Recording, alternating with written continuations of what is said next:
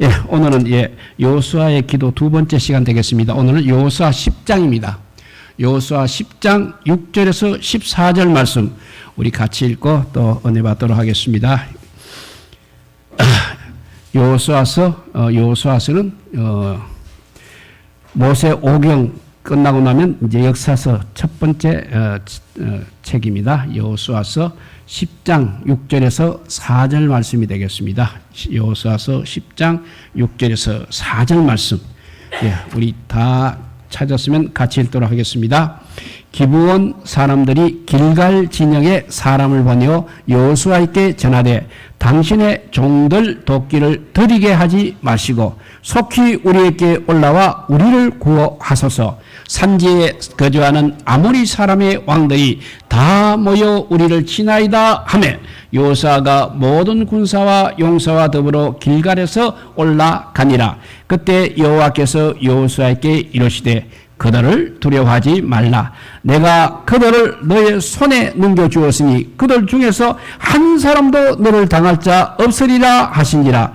여호수아가 길갈에서 밤새도록 올라가 갑자기 그들에게 이르니 여호와께서 그들을 이스라엘 앞에서 피하게 하심으로 여호수아가 그들을 기본에서 크게 살육하고 벳호론에 올라가는 비탈에서 추격하여 아세가와 막게다까지 이르니라. 그들이 이스라엘 앞에서 도망하여 벳호론의 비탈에서 내려갈 때 여호와께서 하늘에서 큰 우방덩이를 아세가에 이르기까지 내리심에 그들이 죽었으니 이스라엘 자손의 칼에 죽은 자보다 큰 우박에 죽은 자가 더 많았더라. 여호와께서 아모리 사람을 이스라엘 자손에게 넘겨주시던 날에 여호수아가 여호와께 아뢰어 이스라엘의 목전에서 이르되 태양아 너는 기원 위에 머무르라. 달아 너도 아야는 골짜기에서 그리할지어다 하매 태양이 머물고 달이 멈추기를 백성이 그 대적에게 원수를 갖기까지 하였느니라. 야살의 책에 태양이 중출에 머물어서 그의 종일도록 속히 내려가지 아니하였다고 기록되지 아니하였느냐. 여호와께서 사람의 목소리를 들으신 이 같은 날은 전에도 없었고 후에도 없었나니 이는 여호와께서 이스라엘을 위하여 사우셨음이니라. 아멘. 여호와께서 전쟁 중에 큰 우박덩이를 내려서 이렇게 다 적들을 전멸시켰다고 하고 여호수아가 그 12절 뒤에 보면 태양아 너는 기브온 위에 머물러라. 달아 너도 아야는 골짜기에서 그리할지어다 하는 이 기도가 그대로 이루어진 것을 이룬 것은 전에도 없었고 후에도 없었다고 오늘 성경 말씀은 우리에게 말씀하고 있습니다. 이렇게 기도는 우리의 유한한 언어로 하늘 전능자에게 접속하는 것입니다. 그리고 기도는 유한한 인간의 삶의 코드를 전능하신 하나님께 접속하여 입력하는 것입니다. 그렇기 때문에 한계를 뛰어넘는 신앙을 얻을 수 있는 주된 방법은 기도밖에 없는 것입니다. 왜냐하면 기도가 가진 놀라운 힘이 있기 때문인 것입니다. 주님께서 오늘 말씀처럼 큰 우박덩이를 내려주셔서 적을 전멸시키는 역사가 일어나는 그런 놀라운 힘이 여호수아의 기도를 통해서 일어난 것을 우리가 읽어보았습니다. 인간이란 무엇인가? 여기에는 정말 많은 정의가 있을 것입니다. 그런데 수많은 정의 가운데서 우리가 꼭 알아야 할 것이 있다면 바로 우리 인간은 유한한 존재라는 사실이 되겠습니다. 이것은 성경적으로 옳습니다. 인간은 처음 지을 때부터 이렇게 유한한 존재로 지음을 받았습니다. 하나님께서 인간을 지으시고 그리고 선악을 알게 하는 나무 열매는 따먹지 말라고 말씀하신 이유는 인간에게 해서는 안 되는 그리고 가서는 갈 수 없는 어떤 한계가 있기 때문에 그런 것입니다. 인간이 이 한계를 한번 거부하고 무함해 보겠다고 범죄하면서 과연 어떤 일이 일어났습니까? 유한함이라는 것이 인간의 굴레가 되어버렸습니다. 그것이 바로 죄와 사망인 것입니다. 즉 인간의 유한함이 속박이 되면서 인간을 고통스럽게 하는 굴레, 곧 죄가 되었습니다. 그 죄들을 강력하게 지지하는 배경이 바로 사망이라는 것입니다. 그러니까 죄 다음에는 반드시 사망이 있다는 것입니다. 그래서 인간은 그때부터 죄와 사망이란 이 넘을 수 없는 굴레에 갇히게 된 유한한 존재가 되어버렸습니다. 이것이 바로 성경이 본 인간의 모습인 것입니다. 그렇기 때문에 복음을 제대로 깨닫기 위해서는 우리가 먼저 유한한 존재임을 인정해야 하는 것입니다. 우리는 무력합니다. 너무나도 유한한 존재임을 우리는 하나님 앞에 늘 고백해야 하는 것입니다. 이 말씀을 잘 해석해 준 신학자가 칼 바르트라고 합니다. 그가 쓴 책 가운데 로마서 주석이라는 유명한 책이 있습니다. 그래서 이 책은 칼 바르트의 로마서 주석은 기독교 역사를 바꾸는 30대 사건 중에 하나라고 이야기할 만큼 굉장한 책으로 평가를 받고 있습니다. 당시 유럽의 기독교는 자유주의에 물들어가고 있었습니다. 인간의 무한한 능력을 강조하는 대신에 대신 하나님의 초월적인 능력은 그냥 나는 잘 모르겠다 하는 분위기가 지배적이었습니다.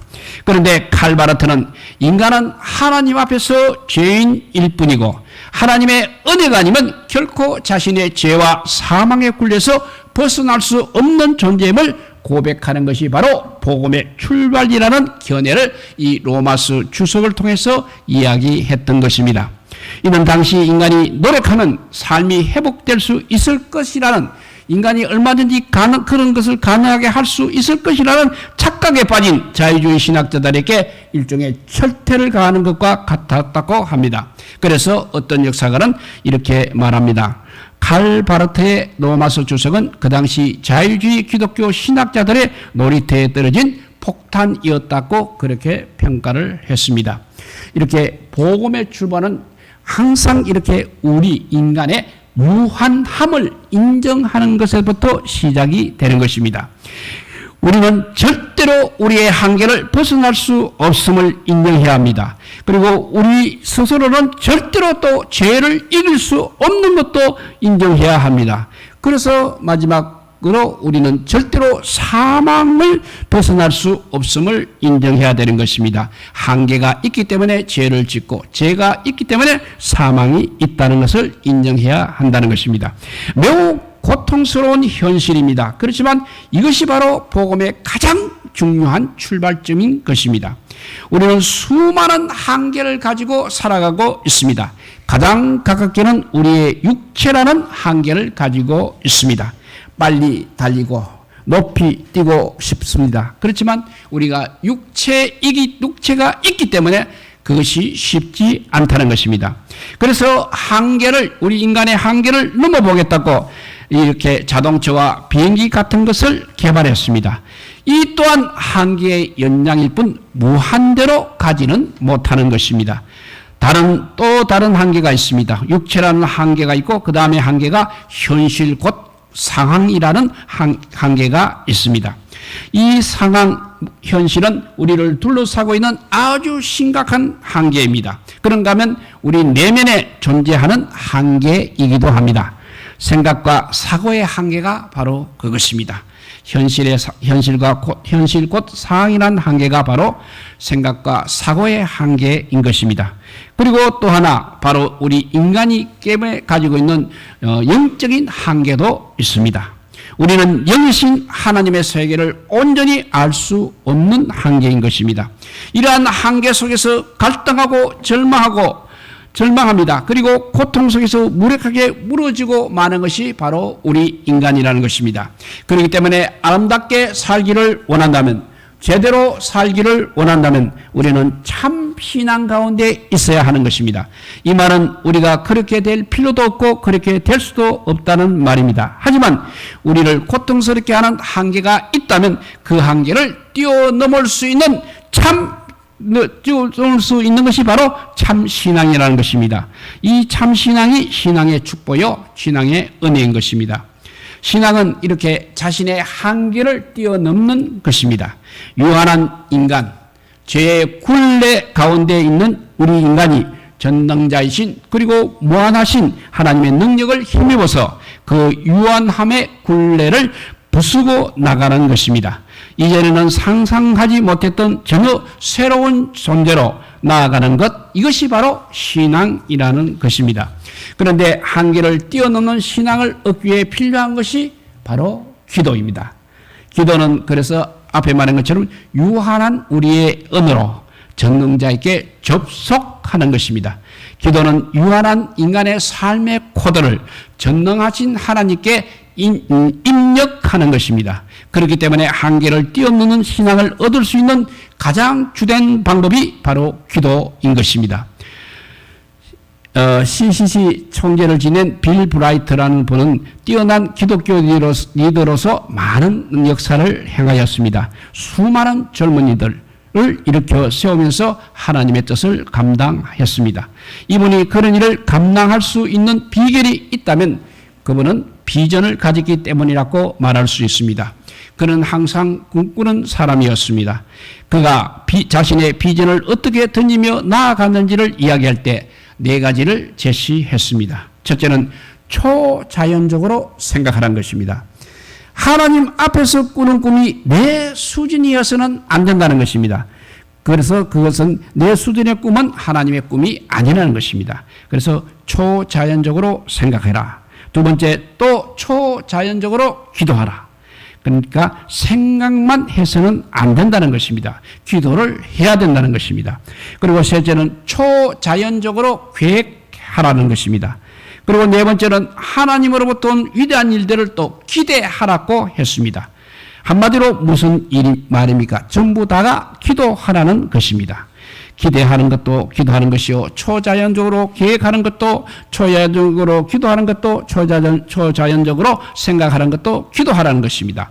기도하면서 자신의 한계를 뛰어넘는 것을 바라보고 구하고 체험하고 선포하며 나아가야 역사가 일어난다는 것입니다. 기도에는 커트라인이라는 것이 없다는 것입니다. 다른 것은 몰라도 기도는 자유인 것입니다. 기도하는 자의 상이 그 기도를 결정하지 않기 때문에 그렇습니다. 기도를 결정하시는 분은, 또 기도를 들으시는 분은 바로 하나님이십니다. 그런데 조심할 것이 또 여기에 하나가 있습니다. 그것은 바로 자기 욕심으로 기도하면 안 된다는 것입니다. 진짜 기도가 되기 위해서는 성령께서 감동하시는 기도가 있어야 합니다. 기도는 그럴 때 성령께서 감동하시는 기도가 될 때 자유하며 한계가 없다는 것입니다. 그리고 그렇게 기도하면 또 그것이 곧 응답으로 이어지는 것입니다. 오늘 이런 한계를 뛰어넘는 기도를 보여준 사람이 바로 오늘 읽은 여호수아입니다. 그 여호수아 기도의 위대함과 아름다움을 보기 전에 우리는 먼저 여호수아의 인간됨에 대해서도 살펴봐야 합니다. 여호수아는 그야말로 연약한 사람이었습니다. 그리고 대단히 그런 종속적인 사람이었습니다. 그러니까 누군가에 속해서 따라가는 그런 스타일의 사람이었습니다. 그는 또한 대단히 또 합리적인 사람이었습니다. 이는 좋은 의미이기도 합니다만 특별하지 못하다는 뜻이 담겨 있습니다. 또 여호수아는 조용히 물러나는 스타일이고 걱정이 많은 사람이었습니다. 또한 사람들의 평가에 굉장히 예민하고 실패를 매우 두려워하는 사람이었습니다. 한마디로 말하면 우리와 똑같은 너무나도 일방적이고 평범한 사람이라는 것입니다. 여호수아는 등장할 때부터 모세의 시종, 곧 모세의 추종자였습니다. 모세가 40일 동안 시내산 위에 있을 때 그는 산 중턱에서 꼼짝도 않고 기다리고 있었습니다. 만일 그가 공격적인 사람이었다면 아마 시내산에 올라가 보았을 것입니다. 모세가 하나님을 만나고 돌아갈 때까지 계속 남아서 그 회막을 지킨 사람도 역시 여호수아였습니다. 여호수아는 모세가 시킨 대로 그 자리를 정말 잘 지키는 사람이었습니다. 가나안을 정탐할 때는 어떻게 했습니까? 12명 중 여호수아와 갈렙만이 긍정적인 보고를 했습니다. 그런데 성경을 자세히 보면 부정적인 의견에 반대 의견을 낸 사람은 여호수아가 아니라 오히려 갈렙이었습니다. 갈렙이 말하는 것을 여호수아는 맞장구 친 것에 불과한 것입니다. 그리고 여호수아는 절대 앞에 나서서 주도하는 그런 사람은 아니었습니다. 이처럼 여호수아는 아주 소극적이고 정말 종속적인 사람이었습니다. 그런데 이런 여호수아가 이해할 수 없는 행동을 하는 것이 바로 여호수아서 10장 12절 말씀입니다.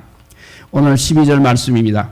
여호와께서 아모리 사람을 이스라엘 자손에게 넘겨주시던 날에 여호수아가 하나님께 아뢰어 이스라엘 목전에서 이르되 태양아 너는 기브온 위에 머물러라. 달아 너도 아야론 골짜기에서 그리할지어다 하며 했습니다.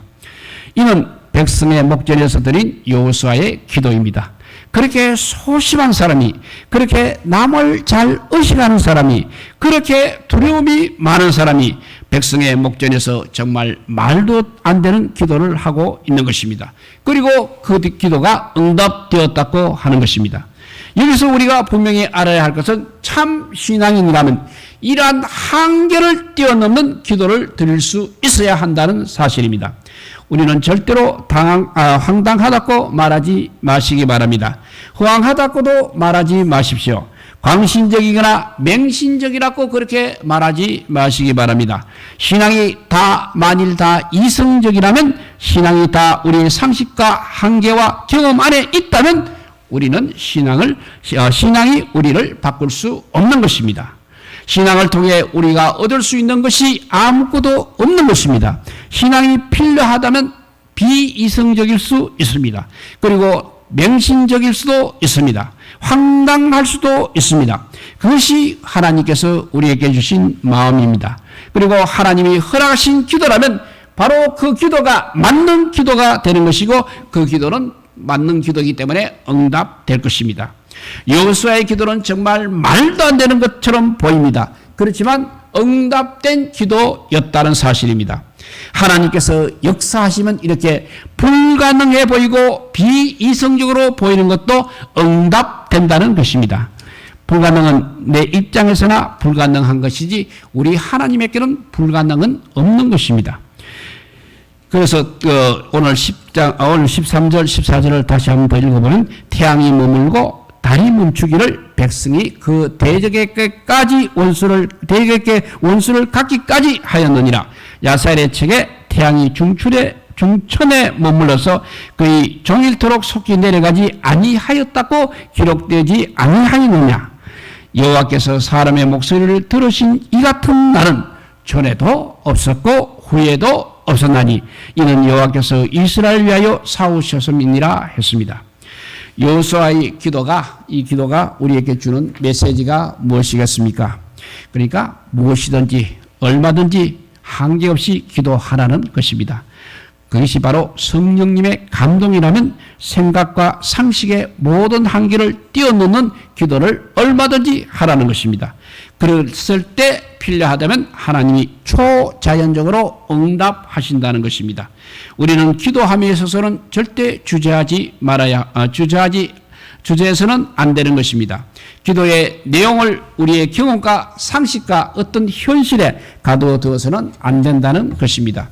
성령님이 감동을 주시면 초자연적으로 기도하시기 바랍니다. 하나님께 간구하며 부르짖으시기 바랍니다. 하나님이 그것을 기쁘게 여기시면 반드시 응답하실 것입니다.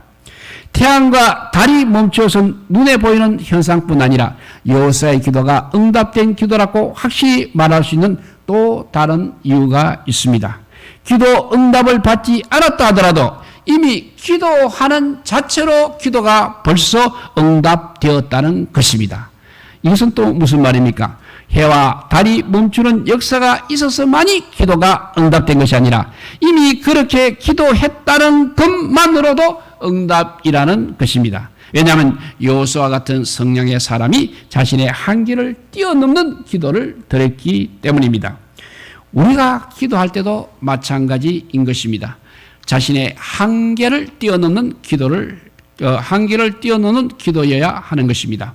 내 안에 머물 수 있는 것은 기도일 수 없습니다. 진짜 기도는 자신의 경험과 생각의 한계를 뛰어넘어 하나님 앞으로 나아가는 것입니다. 그러면서 여호수아의 기도는 이미 응답된 기도였다는 것입니다. 한계를 뛰어넘는 기도를 드리십시오. 우리의 기도가 진짜라면 하나님께서 반드시 역사하실 것입니다. 생각과 경험의 한계에 사로잡혀 절망 가운데 기도할 때 하나님께서는 기도 가운데 보지 못했던 것을 보게 하십니다. 알지 못했던 것을 알게 하십니다. 생각하지 못했던 것을 생각하게 하시면서 놀라운 역사를 펼쳐주십니다. 이것이 바로 우리의 지적인 한계를 뛰어넘는 하나님의 역사인 것입니다. 또한 기도를 통해서 감정의 한계를 뛰어넘는 역사가 일어나는 것입니다. 기도하기 전에는 영원히 슬플 것 같았습니다. 그런데 기도하다 보니까 마음이 바뀌어져서 기쁨이 충만하게 솟아오르게 됩니다. 기도하기 전에는 걱정과 염려로 무거웠던 마음이 기도하다가 보면 평강이 물밀듯이 밀려오면서 걱정과 근심이 사라지게 되는 것입니다. 이처럼 하나님께서는 우리가 기도하는 가운데 새 마음을 주십니다. 지금도 이러한 역사는 계속되고 있습니다. 그래서 기도인 것입니다. 기도하기 전과 똑같은 마음을 가지고 돌아갈 것 같으면 우리는 기도할 이유가 없는 것입니다. 기도는 마음의 짐을 십자가 앞에 내려놓고 처리하십시오. 다시 들고 가지 걱정 근심을 들고 가지 마십시오. 기도는 우리의 감정의 한계를 뛰어넘게 합니다. 뿐만 아니라 자신의 의지와 한계를 뛰어넘어 상상도 못한 결단과 헌신을 하게 하는 것입니다. 하나님의 예수님의 사람들 중 대다수가 의지박약한 사람들이었습니다. 그런데 기도할 때 그들은 놀라운 용사가 되었습니다. 예수님도 겟세마네 기도에서 많은 고민과 두려움 속에서 정말 힘들게 기도하셨습니다. 그런데 기도를 마치신 후 다음과 같이 말씀하셨습니다. 마태복음 26장 46절에 보면 일어나라 함께 가자 나를 파는 자가 가까이 왔느니라 했습니다. 죽음의 두려움 앞에서 그렇게 떠시던 분이 기도한 후에는 이렇게 담대하게 말씀하셨습니다. 이는 여호수아의 기도와 마찬가지로 기도가 우리의 의지의 한계를 뛰어넘는다는 것을 보여주는 것입니다. 좀 더 정확하게 말하면 기도하는 순간 사람은 모든 자신의 한계를 뛰어넘는다는 것입니다. 기도는 내 힘으로 내 능력 가운데 하는 그런 행동이 아니라 전능자와 접속하는 것이기 때문에 그렇습니다. 하나님의 능력과 연결되는 것이기 때문에 그렇게 한계를 뛰어넘을 수 있는 것입니다. 한계를 뛰어넘는 기도를 드리시기 바랍니다. 필요하다면 기도 중에 오늘 12절 말씀처럼 외치십시오. 12절에 기적 같은 말씀입니다. 태양아 너는 기도원 위에 머물러라. 달아 너도 아야는 꼴짝에서 그리할지어다. 우리의 기도가 태양도 달도 머무는 그런 역사가 일어난 정말 한계를 뛰어넘는 기도하시는 분들이 다 되시기를 주님의 이름으로 축복드리고 또 그런 기도할 때마다 응답도 받으시는 우리 모두가 되시기를 주님의 이름으로 축복드립니다. 기도하겠습니다. 사랑의 하나님 감사합니다. 정말 태양도 머무르고 달도 머무르는 그런 기도 우리가 지금 할 때입니다.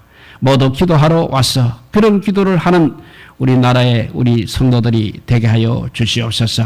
그냥 아버지 움츠리고 집에 앉아서 아버지 화면을 통해서 기도하는 그런 기도가 아니라 정말 하나님을 바라보고 정말 우리의 한계를 뛰어넘는 기도를 하는 성도들이 다 되게 하여 주시옵소서. 그래서 태양이 머무르고 달이 머무른 정말 여호수아가 그 소심한 여호수아가 그렇게 담대하게 기도했는데 우리라고 그렇게 하지 말라는 법이 있겠습니까? 하나님께서 그렇게 또 하시라고 하시지 않았습니까? 오늘 우리 한국교회 아버지 성도들이 이런 여호수아의 기도를 할 수 있게 하여 주시옵소서. 그래서 아버지 이 어려운 시기를 정말 이 한계를 뛰어넘기 어려운 이 시대에 한계를 뛰어넘는 역사가 일어나게 하여 주시고 하나님께서 응답하시는 기도로 말미암아 정말 한국교회가 우리 성도들이 아버지 세계 만국을 해서 주님의 사명을 감당하기에 부족함이 없는 정말 하나님의 참 성도들이 다 되게 하여 주시기를 주여 간절히 빌고 원하올 때 우리 주님 또 오늘 예물 드리며 감사 헌금을 드렸습니다. 주님 은혜와 사랑을 감사드립니다. 예배 가운데 주님 임재하시고 영광 받으시는 산제사 드리게 하옵소서. 말씀 가운데 성령님 역사하셔서 우리 삶이 변화되고 예수님의 삶이 되게 인도하옵소서 라고 기도하여 싸우니 우리가 오늘 여호수아처럼 기도해서 이런 은혜가 풍성히 내려지는 우리 한국교회와 우리 성도들 되게 하여 주시기를 간절히 빌고 원하올 때 우리 구주 예수 그리스도 이름으로 기도드리옵나이다. 아멘.